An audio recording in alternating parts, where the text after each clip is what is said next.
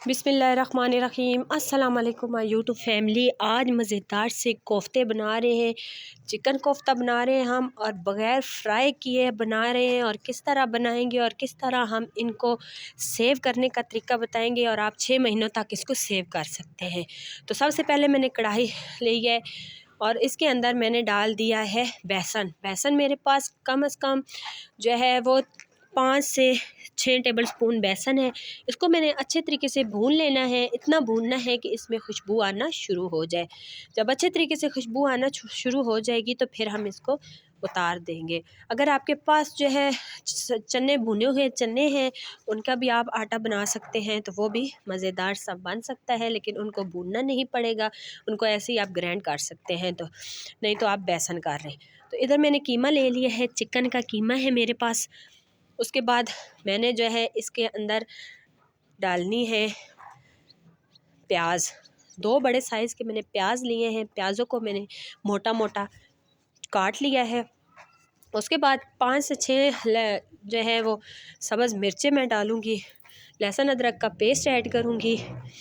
और उसके बाद मैं इसमें जो है सब्ज़ धनिया ऐड करूँगी। सब्ज़ धनिया के बाद जो है हम इसमें ऐड करेंगे 1 टेबल स्पून भर के हम मिर्चों का पाउडर ऐड करेंगे, और साथ ही हम नमक ऐड करेंगे 1/2 टेबल स्पून, और 1/2 टेबल स्पून हल्दी ऐड करेंगे। और इस मसाले को जो है हम बनाएंगे, मिक्सी जार में डालेंगे और सारा मसाला हम इसको ग्राइंड कर लेंगे। क्योंकि मेरे पास ग्राइंडर मशीन थी और आप लोगों के घर में भी ग्राइंडर मशीन मौजूद होती है, तो इससे आप इसको ग्राइंड कर लें, पीस लें और इसका एक पेस्ट बना लें। और साथ ही मैं इसमें 2 टेबल स्पून घी ऐड करूँगी और फिर हम इसका पेस्ट बना लेंगे। देख सकते हैं आप कितना स्मूथ जो है वो बैटर बन के रेडी हुआ है।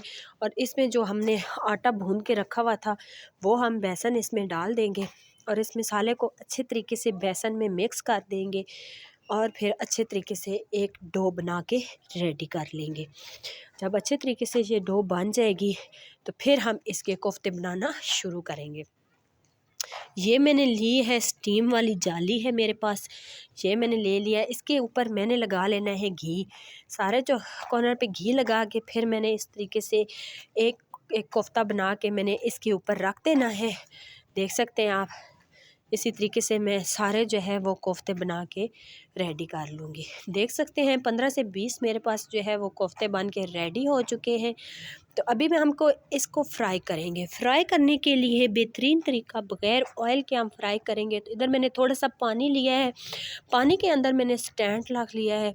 स्टैंड रखने के बाद पानी को बॉयल आना शुरू हो चुका है। अभी हम इसमें वो कोफ्ते रख देंगे। स्टीम होने के लिए हम इधर कोफ्ते रख देंगे। 10 से 15 मिनट के अंदर अंदर हमारे कोफ्ते जो है वो पक के रेडी हो जाएंगे।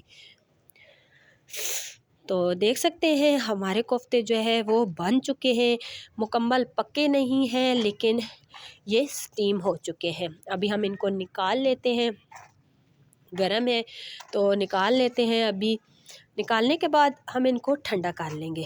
ठंडा करने के बाद हम आपको चेक करवाएंगे कि कितने मज़ेदार से जो है वो कोफ्ते बन के रेडी हुए हैं। सख्त हो चुके हैं, अंदर से पक चुके हैं, स्टीम हो चुके हैं, सारा पानी जो है इनका निकल चुका है। देख सकते हैं आप। तो अभी जो है हम आपको बताएंगे कि इनको फ्रीज़ कैसे कर लें। बंद ढक्कन वाला डिब्बा लेना है। इसमें जो आपने आपके घर में एक टाइम पे जितने बंदे खाने वाले हैं उस हिसाब से आप जो है कोफ्ते बचा के रख लें।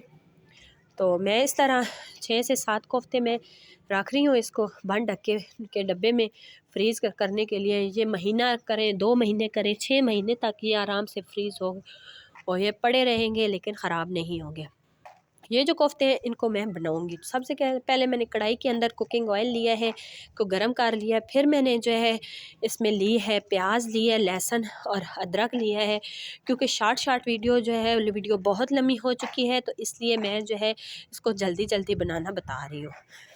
तो इनको थोड़ा सा जो है हमने नरम करना है। नरम करने के बाद फिर मेरे पास जो है 2 से 3 अदद टमाटर है। ये टमाटर भी और ये प्याज और लहसुन अदरक ये सारा जो है हम डाल के ग्राइंड कर लेंगे। और ग्राइंड करने के बाद हम इसको इतना पकाएंगे कि इसका पानी खुश्क हो जाए। 1 टेबल स्पून भर के रेड मिर्चें ऐड कर देंगे, 1/2 टेबल स्पून कश्मीरी लाल मिर्च ऐड करेंगे, हाफ़ टेबल स्पून हल्दी ऐड करेंगे और हाफ़ टेबल स्पून नमक ऐड करेंगे, क्योंकि नमक हमने हस्बे ज़रूरत ऐड करना है, क्योंकि पहले भी हमने नमक इसमें कोफ्तों में डाला हुआ है और ये ना हो कि नमक तेज़ हो जाए, इसलिए नमक हिसाब से डालना है। कुकिंग ऑयल जो है वो घी निकलना शुरू हो चुका है, मसाला आहिस्ता आहिस्ता पकना शुरू हो जाएगा। जब अच्छे तरीके से मसाला पक जाएगा, घी सेपरेट हो जाएगा, तो फिर हम इसके अंदर पानी डालेंगे।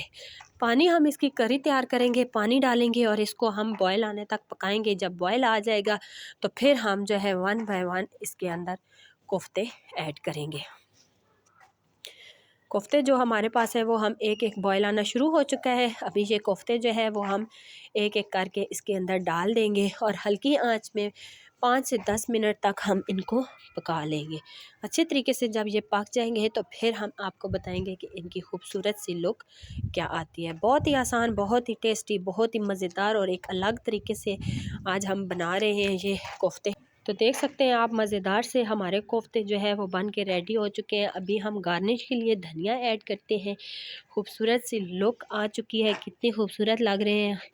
और अभी हम इसको सर्व करते हैं और आपको काट के बताएंगे कि अंदर से कितने मज़ेदार लग रहे हैं। बहुत ही टेस्टी से बन के रेडी हुए हैं। तो देख सकते हैं अभी हम एक नाइफ़ लेंगे, नाइफ़ की मदद से इसको काटेंगे, क्योंकि माशाल्लाह से ये अंदर तक इतने अच्छे तरीके से पक चुके हैं और सख्त है कि ये नाइफ़ के बगैर जो है वो हम नहीं काट सकते। तो देख सकते हैं आप कितना जो है वो मज़ेदार से कट, देखें जनाब कितना खूबसूरत जो है वो अंदर तक पक चुके हैं और मज़ेदार सी जो है वो अंदर से जूसी जूसी रेडी हो चुके हैं। तो उम्मीद करती हूँ आपको ये मेरी रेसिपी पसंद आएगी। पसंद आए तो वीडियो को लाइक करें, शेयर करें, चैनल पे नए हैं तो सब्सक्राइब करें, बेल आइकन को दबाएं ताकि हर आने वाली वीडियो आप तक पहुँच सके। और कमेंट्स में मुझे ज़रूर बताएं कि आपको ये मेरी वीडियो कैसी लगी।